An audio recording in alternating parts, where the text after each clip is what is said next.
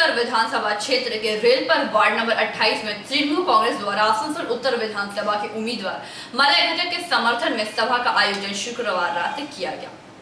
आसनसोल उत्तर विधानसभा क्षेत्र के रेल पर वार्ड नंबर 28 में तृणमूल कांग्रेस द्वारा आसनसोल उत्तर विधानसभा के उम्मीदवार मलय घटक के समर्थन में सभा का आयोजन शुक्रवार रात किया गया। इस दौरान मंत्री सह प्रत्याशी मलय घटक ने कहा कि 10 वर्षों में ममता बनर्जी की सरकार ने अनेकों काम किए हैं। सभी के लिए राशन फ्री कर दिया, बच्चों के लिए स्कूल फ्री, सभी को मिड डे मील दिया, सभी को 10,000 रुपए करके टैब खरीदने के लिए पैसे दिए।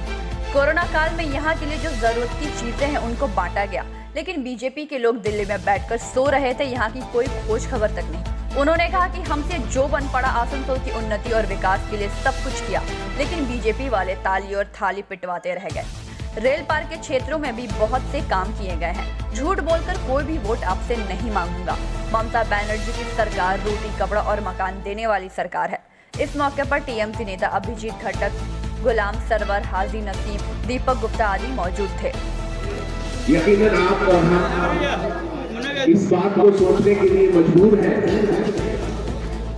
कि ये आने वाला दिन मगरबी बंगाल के लिए कैसा होगा। यकीनन आप ये महसूस कर रहे होंगे कि मगरबी बंगाल की एक सीएम ममता बनर्जी को, एक औरत को कैसे जबरदस्त किया जाए, कैसे उसको नीचा दिखाया जाए, उसके लिए हर बार बीजेपी इस्तेमाल कर रहा है। दोस्तों, आपको इस बात का यकीन है कि पूरे हिंदुस्तान की निगाह आज ममता बनर्जी की तरफ है।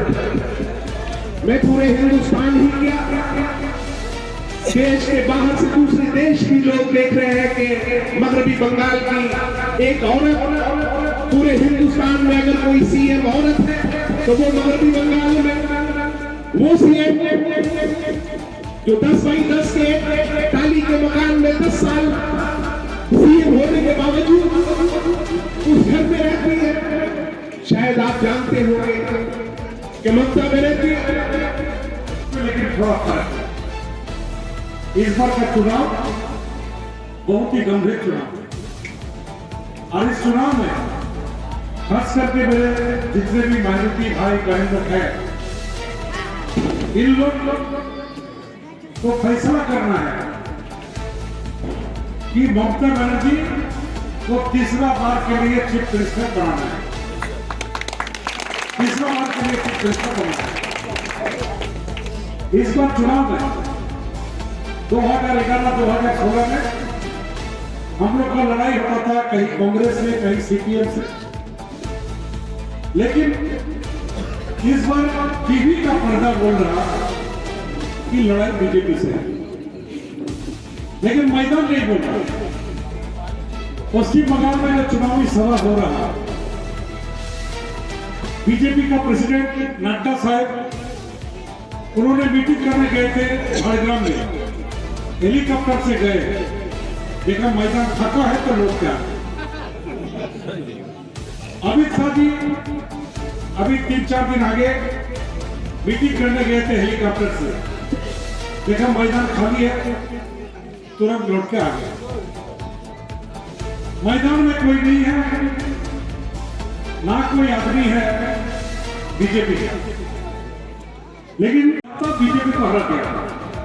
पंजाब में विधानसभा का चुनाव हुआ था, पंजाब में बीजेपी का सरकार था, जब तक बीजेपी को हरा था। झारखंड में चुनाव हुआ था, बीजेपी का सरकार था, झारखंड का जब तक बीजेपी को हरा था। लेकिन बीजेपी सरकार का राज को देखने का बाद आप जब अंडा खरीद के लाते हैं तो एक दर्जन अंडा अगर लाइएगा ना तो आपको बाहर से देख के मालूम नहीं होगा कौन अंडा सड़ा हुआ है। आपको पानी में देने से अंडा देखे उतर जाएगा कि कौन अंडा सड़ा हुआ है, उतर जाएगा। तो झारखंड का जनता, राजस्थान का जनता तरह के नहीं देखा था। सरकार आने के बाद, अंडा पकाने के बाद, उसको टेस्ट करने के बाद फेंक देता है, लेकिन बंगाल का जनता बीजेपी को देख लिया, वही अंडा तरा के उसको फेंकिए, बीजेपी को बंगाल में घुसने मत दीजिए। बीजेपी को बंगाल में घुसने नहीं दे रहा है। और इस बार चुनाव में हम आपको यहाँ पर बोल के जाता जितना टीवी बोले, जितना प्रचार कर ले नरेंद्र मोदी, ममता बनर्जी को इस बार 230 से भी ज्यादा विधायक जीतेगा। 230 से भी ज्यादा विधायक जीतेगा। 2016 में 211 था, इस बार और 20-25 ज्यादा विधायक ममता बनर्जी का होगा। नरेंद्र मोदी रुकने नहीं सकेगा, बीजेपी रुकने नहीं सकेगा। आज बीजेपी झूठा बात करता है, बीजेपी झूठा वादा करता है। 2014 में बोला था 2 करोड़ बेकार को नौकरी दूंगा, नरेंद्र मोदी बोला, और अमित शाह बोला तो चुनावी जुमला था, मतलब चुनाव में झूठा बात बोला था। तो ये सब पार्टी है, चुनाव के आगे ये लोग झूठा होता है। आदमी को वोट लेने के लिए कभी बोलता है 2 करोड़ बेकार को नौकरी दूंगा, कभी बोलता है 15 लाख करके बैंक में भेजूंगा, कभी और कुछ बोलता है, कभी गैस का फॉर्म बंटवारा करता है, करके चुनाव में वोट लेने का कोशिश करता।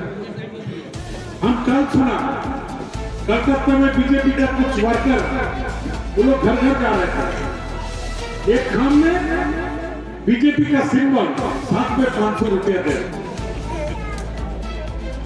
बहुत सावधान रहिए। बीजेपी बहुत तरह का खेला करेगा, जैसा बिहार में किया। आप लोग को मालूम है हो न सका अगर कौम मुल्क से, इंसाफ हो न सका अगर कौम मुल्क से, मनसब भी जाएगा अदालत भी जाएगी, मंसूबे बन रहे हैं अमल होगा एक दिन, मंसूबे बन रहे हैं अमल होगा एक दिन, आएगा इंकलाब और हुकूमत भी जाएगी, आएगा इंकलाब। मंसूबे बन रहे हैं, मंसूबे बना रहे हैं किसान, सैकड़ों किसान शहीद हो चुके हैं। आज रोड पे बैठे हुए इन किसान पूरे हिंदुस्तान में घूमकर ये मंसूबे बना रहे हैं कि तुम 2 मई के बाद देख लो, 2 मई के बाद यही दीदी दिल्ली कूच करेगी और उसका पास के साथ पूरे किसान होंगे और पूरे जवान होंगे, दिल्ली की तरफ जाने की तैयारी हो रही है। मंसूबे बन रहे हैं हमारे बुआत के खाने में, इसलिए कि आपने गैस का जो दाम बढ़ाया है वो आज बदहाली के हाल में है कि कितने गैस पड़ा है और पैसे गरीब के पास चाहिए कि वो चूल्हा जला सके।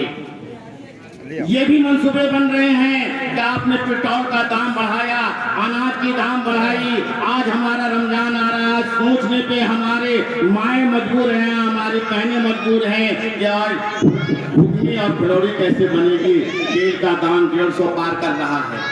ये भी मंसूबे बन रहे हैं कि ऐसी जालिम हुकूमत को कैसे फेंका। मंसूबे तो अब बने हैं घर में। आज आपको ये बता दूं, जिस वक्त नॉमिनेशन दीदी फाइल करने गई थी और वो मंदिर से निकलकर अपनी गाड़ी में बैठने जा रही थी, उस वक्त दीदी पे एक साजिश के तहत मंसूबा बंद करके बंद तरीके से उन पे एक हादसा पेश आया। दीदी के पैर जख्मी हुई, तो चोट लगा।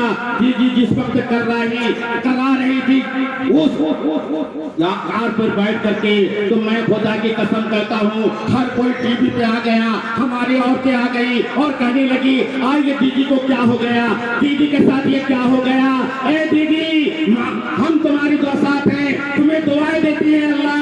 अगर हमारी बच्ची पैदा होती है तो उसके लिए पैसा दीदी जमा करती है, उसके शादी के लिए, हमारे बच्चों के लिए अगर कपड़े के सूट की जरूरत पड़ती है दीदी देती है, स्कूल की किताब देती है। ऐसे दाना को अल्लाह ताला तू बचा करके रखना। हर माँ ये कहते हैं कि मुसलमान। आसनसोल से संतोष मंडल की रिपोर्ट, पीवी न्यूज।